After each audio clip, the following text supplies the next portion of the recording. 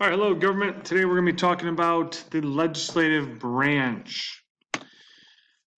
So this is Congress, your House and Senate representatives, and they serve five major roles.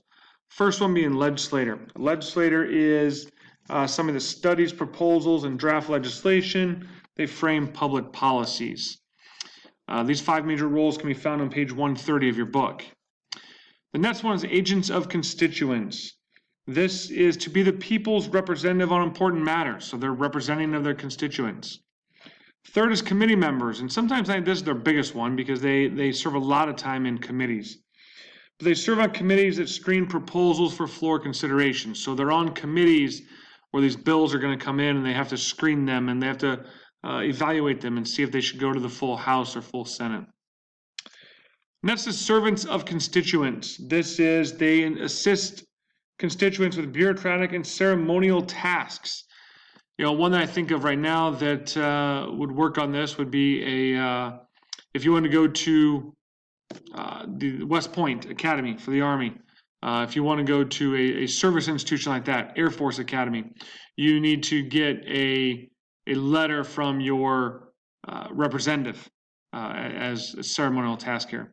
And fifth role they have is a politician. This is where they try to balance the interests of their political party and the constituents back home. These are five major roles of members of Congress. Again, they're found on page 130 of your book. Now, when they decide to vote, they do have four voting options. The first one is a trustee. So a trustee believes that each question they face must be decided on the merits alone. So when they have a question about healthcare, they're going to decide it on merits, not on party line. Next one is delegates. They see themselves as the agents of the people who elected them. So that, hey, if you come from Iowa and it's an agricultural bill, you're looking at the agricultural side. You are a delegate, that you are an agent of those of us in Iowa that voted you in. Partisans is third. This believe they own their first allegiance to their political party. So maybe a healthcare vote comes in and they're going to vote their party line. I am allegiant to Democrats or I'm allegiant to Republicans. That's the way I'm going to vote. And the fourth voting option they have is politicos. And this is where they're trying to combine the basic elements of the three previous ones in all their decisions. All right, so a term, when we're talking about the Congress session, the term is the length of time between elections, and that's 2 years.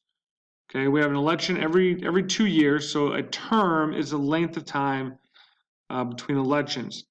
Then a session is each term consisting of 2 sessions, so a session is a year. Now, a lot of times, the Congress is in session most of the time throughout the year. If they are gone on leave, the president is the only one that can call a special session. Now, that's important historically because, again, they didn't, when the founding fathers created the Constitution, they didn't stay in Washington all the time. They were back in their home states most of the time, and then they would come in for maybe a month or two for a session. They'd go back home. The president could then call them back for the special session. One thing I wanted to point out right now is today we are in the 116th Congress second session. Again, we have the election happening November 3rd, and we will then change in January. It'll end up becoming, when all these new senators and House people take over, that'll become the 117th Congress. But right now we're in the 116th Congress. Here's some compensations that they get. Usually it's about $174,000 roughly for your typical Congress member.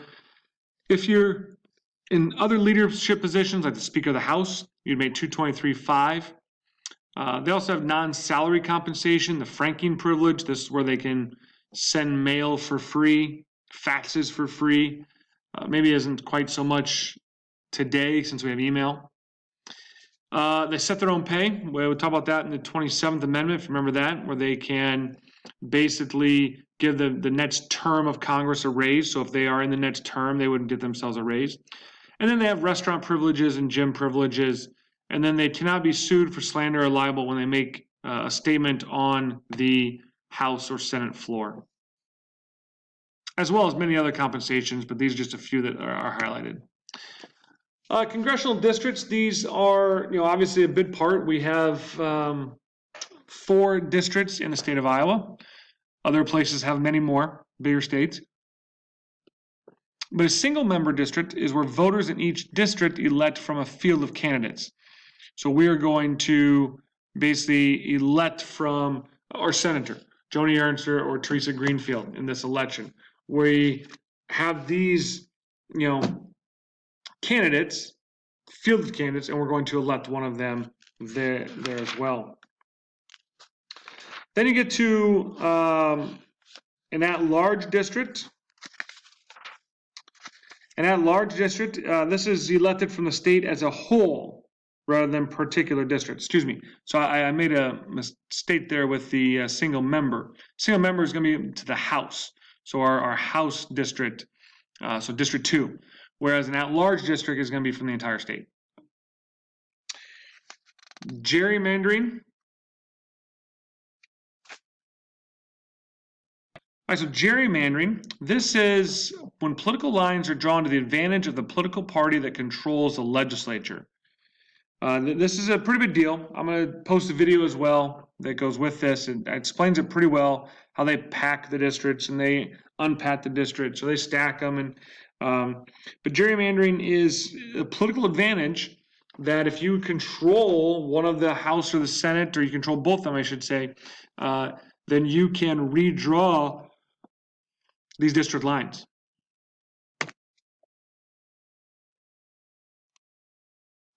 And here's a picture of the original salamander that was done in Massachusetts, which will go with gerrymandering, and you'll see that on the video I post as well. Here are the 4 districts in Iowa, 1, 2, 3, 4. Notice that we are in District 2 in Muscatine County right here. We're in District 2.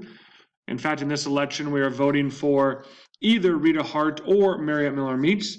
They're trying to replace Dave Loebsack, who was a congressman for District 2 for many years. Now, I also notice how big District 4 is. Okay, District 4 is much bigger in area and space because they have less population. So a court case we're going to talk about next is going to be the Westbury v. Sanders court case. This is 1964, and this said that states draw congressional districts of equal populations. In other words, one person, one vote. So states draw congressional districts of equal populations. So again, you can see on this map here that there's not very many big cities in District 4. Ames in Story County, maybe Sioux City up in Woodbury County. Compared to District 3, you've got Des Moines in the greater area here in Polk County. So it's a little bit smaller because of that big population there. District 2, we got Johnson County with Iowa City, Davenport, Bettendorf here. So Muscatine, not a whole lot of big ones here. And then you got District 1, which is going to have Cedar Rapids, Waterloo, Cedar Falls. So you can see that these are drawn by population, okay, not by area.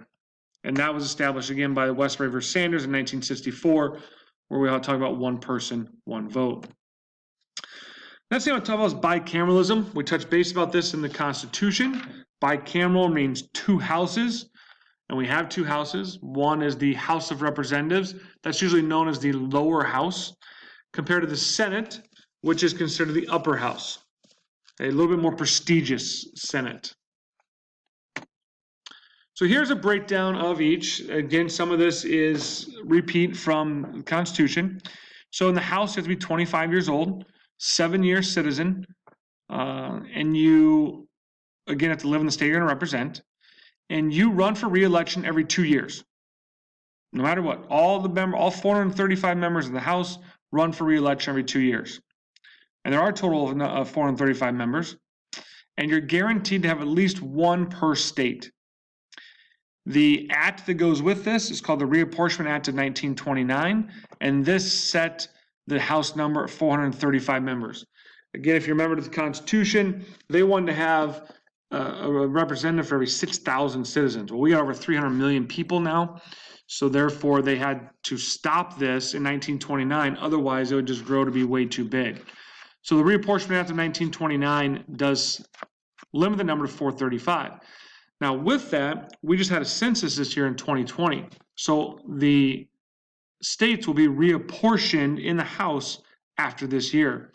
So what's going to happen here is some states will lose population, therefore will lose seats in the House. Some will gain. For example, in Iowa, after the 2010 census, we went from 5 districts. We lost population, so we dropped down to 4 districts. Where did that other district go? It just didn't vanish in thin air. It was reapportioned to a different state that gained population. So for example, Florida, Texas, Arizona, they gained these seats in the House because they gained population according to the census. So that's why the census is extremely important for us as well. Off-year elections, I want to talk about that real quick. Off-year elections are elections when we're not voting for the president. So we're just voting for House and Senate. This happens every 2 years. So the next off-year election will be 2022. And the next off-year election after that will be 2026. Okay, so whenever we're not voting for a president. And elections are held, this is kind of confusing once again, on the first Tuesday after the first Monday in November of even-numbered years. I'll repeat it once again. The first Tuesday after the first Monday in November, even-numbered years.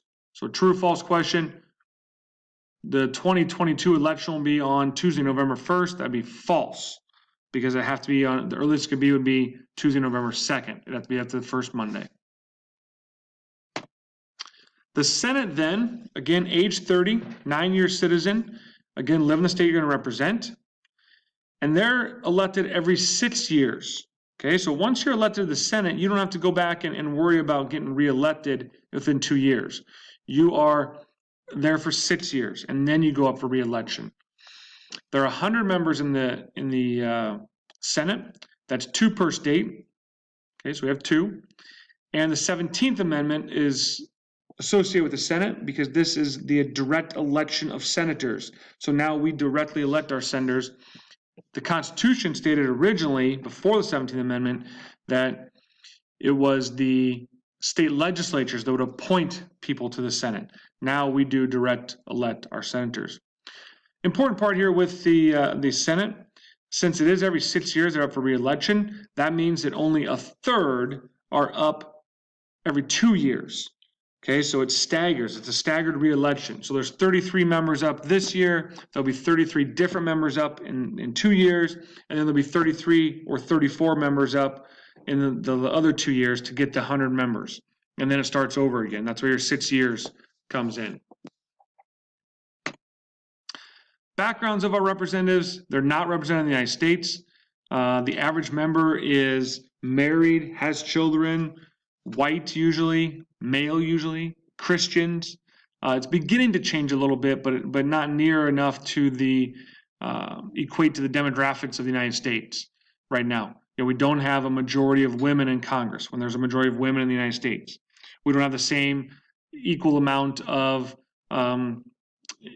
minorities in there as well. Okay, where do they come from? Usually lawyers, business, education, agriculture, journalism, politics. Can vary from where their original careers were at. And that is our discussion on the rules and voting options and members of Congress, kind of a little background on them.